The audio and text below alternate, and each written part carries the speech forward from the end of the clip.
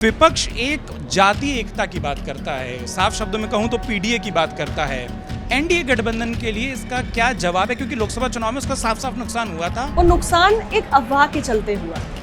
चुनाव का समय ऐसा होता है कि अगर आपने छोटी सी भी अफवाह को हवा दे दी तो वो बहुत बड़ी बन जाती है। उत्तर प्रदेश का चुनाव क्या जातीय घेरेबंदी की ओर जा रहा है? समाजवादी पार्टी बताए कि जब वो सरकार में थे तब उन्होंने कौन कौन से काम पीडीए के पक्ष में किए। मैं समझती हूँ कि दूध का दूध पानी का पानी हो जाएगा। केंद्रीय मंत्री और अपना दल सोनेलाल की राष्ट्रीय अध्यक्ष अनुप्रिया पटेल जी इस वक्त अमर उजाला पर मौजूद हैं।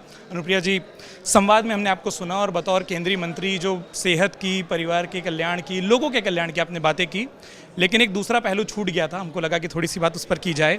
उत्तर प्रदेश का संवाद हो और उत्तर प्रदेश की सियासत पर बात ना हो, आप जैसे महत्वपूर्ण प्लेयर के बिना वो थोड़ी मुश्किल होगी।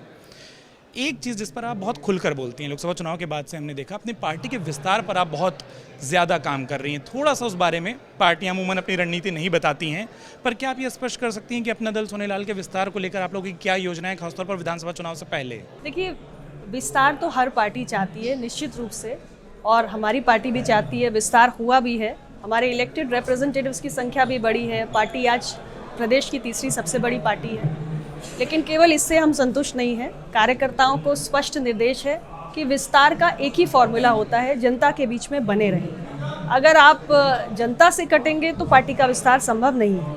तो निरंतर यही कहा जा रहा है और हर जिले में कार्यकर्ता लगातार जनसंपर्क कर रहे हैं। जनता की समस्याओं को सुने, सरकार की योजनाओं को पहुंचाएं और उसके साथ साथ हमारी पार्टी विधानसभा से लेकर लोकसभा तक जिन मुद्दों को उठाती है, जो हमारी पार्टी की विचारधारा है, उसको लेकर आमजन के बीच में ज़्यादा से ज़्यादा चर्चा करें, संवाद करें। और इसके माध्यम से मैं देख रही हूँ कि निरंतर पार्टी की लोकप्रियता भी बढ़ रही है और लोगों का जुड़ाव भी बढ़ रहा है, और संगठन की जो छोटी मोटी कमियां हैं वो भी दुरुस्त हो रही हैं और आने वाले चुनाव की तैयारी भी हो रही है। बीते दिनों हम लोग उत्तर प्रदेश के अलग अलग जिलों में गए थे, मैं भी कई जिलों में गया था। एक बात जो स्पष्ट रूप से कही जाती है, इसे प्रशंसा के रूप में नहीं, एक फीडबैक के रूप में मैं बता रहा हूँ, कि अनुप्रिया जी अपने विपक्षियों पर भी बड़ी सौम्यता से तार्किक वार करती हैं। उत्तर प्रदेश की सियासत में हमने कई बार नेताओं को पर्सनल होते बहुत देखा है। विपक्ष एक जातीय एकता की बात करता है, साफ शब्दों में कहूँ तो पीडीए की बात करता है। एनडीए गठबंधन के लिए इसका क्या जवाब है, क्योंकि लोकसभा चुनाव में उसका साफ साफ नुकसान हुआ था। आप कम से कम साफ गोई से उस बात को स्वीकारती भी हैं कि हाँ, वो जो एक पीडीए था, वो जो एक बात कही गई थी, वो ज़मीन पर काम कर गई थी। देखिए, हमारा जो लोकसभा का चुनाव हुआ 2024 में, उसमें निश्चित रूप से हमारे गठबंधन को नुकसान हुआ। वो नुकसान एक अफवाह के चलते हुआ। चुनाव का समय ऐसा होता है कि अगर आपने छोटी सी भी अफवाह को हवा दे दी तो वो बहुत बड़ी बन जाती है। और उस वक्त चूंकि एनडीए गठबंधन बहुत तेज़ी से आगे बढ़ रहा था, तो एक अफवाह की संविधान को नष्ट कर दिया जाएगा, इसने बहुत तेज़ी से हमारा जो पिछड़ा समाज है, जो वंचित समाज है, उसके बीच में एक असुरक्षा के भाव को पैदा किया। लेकिन चुनाव होने के बाद जिस तरीके से सरकार ने दोबारा काम किया और अपने कार्यों को आगे बढ़ाया, तो कहीं ना कहीं वो भ्रम की स्थिति खत्म हुई। और मैं स्पष्ट रूप से यही कहूँगी कि हमारे सरकार की जो नीतियाँ हैं, अगर हम गरीब कल्याण योजनाओं की बात करें, आज अगर वो योजनाएं पहुँच रही हैं तो सर्वाधिक किसके पास पहुँच रही है? जो सबसे अधिक ज़रूरतमंद है। मैं स्वास्थ्य क्षेत्र की ही बात करूँ, मैंने एक योजना का जिक्र किया, आयुष्मान भारत प्रधानमंत्री जन आरोग्य योजना। आज इसमें 62 करोड़ लोग शामिल हैं। ये 62 करोड़ लोग कौन हैं? ये समाज का सबसे कमज़ोर वर्ग है। तो सरकार की नीति और नीयत में कहीं कोई खोट नहीं है। नीति स्पष्ट है कि जो सबसे ज़्यादा वंचित है, हमें उस तक पहुंचना है। लेकिन उसके साथ साथ मेरी पार्टी लगातार एक विषय उठाती है कि जैसे आपका मीडिया है, मैं आपसे भी कहूँगी, चूँकि आप पूछ रहे हैं, मीडिया में दबे कुचले वर्ग की भागीदारी नहीं है। और मेरी पार्टी का स्पष्ट मत है कि मीडिया लोकतंत्र का एक महत्वपूर्ण स्तंभ है। तो हमारा जो पिछड़ा, दलित, वंचित, आदिवासी समाज है, उनकी मीडिया में भी एक आवाज़ होनी चाहिए, उनकी भागीदारी मीडिया में होनी चाहिए। या जो हमारे आज देखिए, आज हमारे जो राज्यों की विधानसभाएं हैं या देश की संसद है, उसकी तस्वीर बहुत बदली है, क्योंकि आज वंचित तबके के हमारे साथी भी वहाँ पहुँच रहे हैं। लेकिन इसके साथ साथ यही बदलाव जो हमारे लोकतंत्र के अलग स्तंभ हैं, उनमें भी होना चाहिए। और मैं समझती हूँ कि ये समय के साथ ही होगा, ये एक दिन की बात नहीं है। लेकिन समाज इन विषयों को लेकर जागरूक हो रहा है। न्यायपालिका में हम देखते हैं कि हमारा वंचित, दबा कुचला समाज नहीं है। न्यायपालिका बहुत अहम स्तंभ है।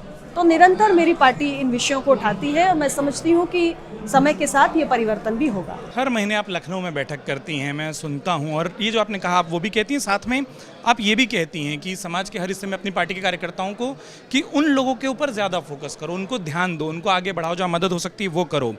ऐसे में जब ये दिखाई देता है कि उत्तर प्रदेश का चुनाव क्या जातीय घेरेबंदी की ओर जा रहा है, आपका रोल बड़ा अहम हो जाता है। जो कोर वोट बैंक अपना दल सोनेलाल का माना जाता है, उसको इंटैक्ट रखने, उसको बढ़ाने के लिए क्या कुछ खास प्रयास हैं? और जिस तरीके से विपक्ष के नेता, मैं साफ नाम लेकर बोलूं कि अखिलेश यादव, वो ये बोल रहे हैं कि हम जोड़ रहे हैं, कि हम पिछड़ों को जोड़ रहे हैं, हम दलितों को जोड़ रहे हैं, हम अल्पसंख्यकों को जोड़ रहे हैं, जिस पीडीएफ फॉर्मुलेशन की वो बात करते हैं, आपकी रणनीति क्या है?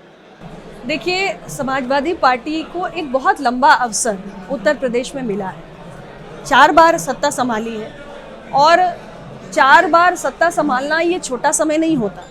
उस दौरान आपने जो दबी कुचली जातियां हैं उनके लिए क्या किया, आज जनता उसको भी याद करती है और समाजवादी पार्टी को स्वयं भी ये बताने की ज़रूरत है कि जब हम सत्ता में थे तब हमने क्या किया।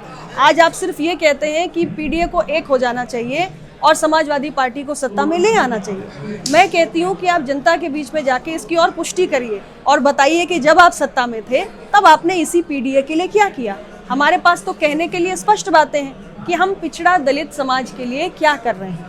हमारी सरकार ने, मैं अगर भारत सरकार की बात करूं तो हमने बहुत सारे ऐसे निर्णय किए हैं जो वंचित तबकों के हक में।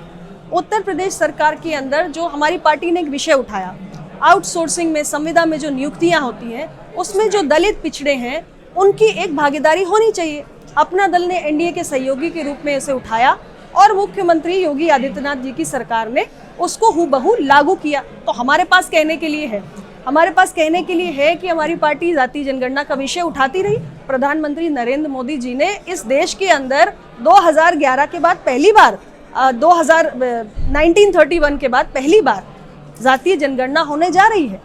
तो हमारी सरकार के काम तो हैं जो हमने पीडीए के लिए किए।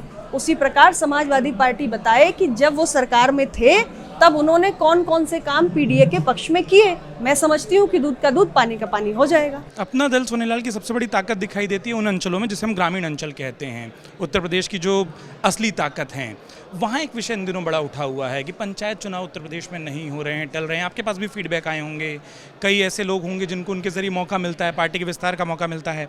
आपका क्या रुख है, क्या इस पर सहयोगी दलों से? देखिए, पंचायत चुनाव को लेकर तो निश्चित रूप से हमारी पार्टी के कार्यकर्ता भी बात करते हैं, आम जनता के बीच में भी विषय उठता है। उसमें एक समस्या थी कि पिछड़ा वर्ग आयोग का गठन नहीं हो पाया था, लेकिन कल ही राज्य की सरकार ने उस समर्पित पिछड़ा वर्ग आयोग के गठन की भी घोषणा कर दी है।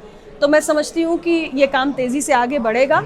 निश्चित रूप से थोड़ा विलम्ब हुआ है, लेकिन अब उसमें काम आगे बढ़ा है और ये जितनी जल्दी हो जाए उतना अच्छा है। विधानसभा चुनाव से पहले देख रही हैं या बाद में आप? देखिए, हम अनुमान तो यही लग रहा है कि शायद विधानसभा चुनाव आते आते शायद हो जाए, कोशिश यही होगी। लेकिन जब भी होगा अच्छा है, हमारे पार्टी के छोटे कार्यकर्ताओं को मौका मिलता है, इसलिए चुनाव बहुत महत्वपूर्ण हो जाता है। और ग्रामीण स्तर पर पंचायतों का अपना महत्व है, जो शासन व्यवस्था है उसको लागू करने में अपनी उनकी एक भूमिका है। तो हमारी कोशिश यही होगी एनडीए के सहयोगी के रूप में कि ये समय रहते हो जाए। आखिरी 2 सवाल पूछूंगा। हाल में हमने मंत्रिमंडल विस्तार देखा, क्या ऐसी इच्छा नहीं थी कि हमारे अपने दल से एक और प्रतिनिधित्व बढ़ जाता कम से कम?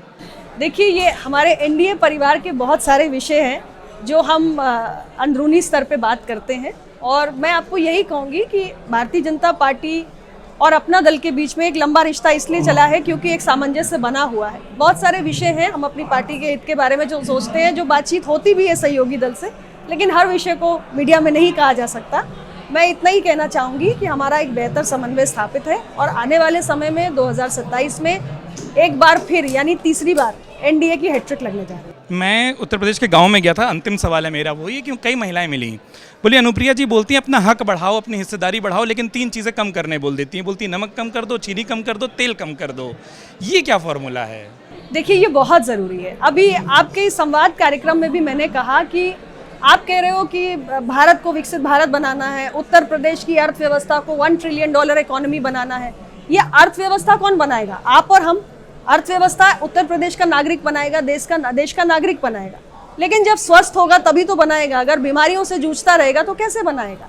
और आज सबसे बड़ी समस्या ये है कि जीवन शैली से जुड़ी हुई बीमारियां जो हैं पूरे दुनिया में इनका कहर है और भारत में एनसीडीज का बर्डन बहुत ज़्यादा हो गया है। हर परिवार में डायबिटीज़, बीपी, कैंसर, किडनी की रोग, ये हार्ट डिजीजेस, इसका दवाओं का खर्च, ये बीमारियां बहुत बढ़ रही हैं। और इसका यही कारण है कि शारीरिक श्रम कम हो गया है। हमारे जो खाने पीने की पद्धति है उसमें बदलाव है। हम चीनी ज़्यादा खाते हैं, नमक ज़्यादा खाते हैं, तेल ज़्यादा खाते हैं। अगर हमने तेल, नमक, चीनी को कम कर दिया और योग, व्यायाम या किसी भी प्रकार के शारीरिक एक्टिविटी को अपना जीवन शैली का हिस्सा बना लिया तो हम इन एनसीडीज से मुक्त रहेंगे, स्वस्थ रहेंगे। इसलिए मैं जहाँ भी जाती हूँ, गांव में भी जाती हूँ, तो लोगों से ज़रूर कहती हूँ कि एक तो नशे से दूर रहिए और दूसरा रोज़ के खाने में चीनी, नमक और तेल का सेवन कम करिए, स्वस्थ रहिए, परिवार आपका स्वस्थ रहे, तभी राज्य स्वस्थ रहेगा, देश स्वस्थ रहेगा। अनुप्रिया पटेल जी थी और दो महत्वपूर्ण भूमिका एक साथ निभा रही हैं। पार्टी का विस्तार कर रही हैं और देश में बीमारियां कम हो उसके विपरीत उस पर काम करने पर लगी हुई हैं। अमर उजाला संवाद में आप आई और अमर उजाला पर बात की, उसके लिए बहुत बहुत शुक्रिया मैम। अपना वक्त देने के लिए बहुत बहुत आभार। अगर आप ये वीडियो YouTube पर देख रहे हैं तो हमारे चैनल को सब्सक्राइब कर बेल आइकन दबाएं और Facebook पर देख रहे हैं तो हमारे पेज को लाइक करें।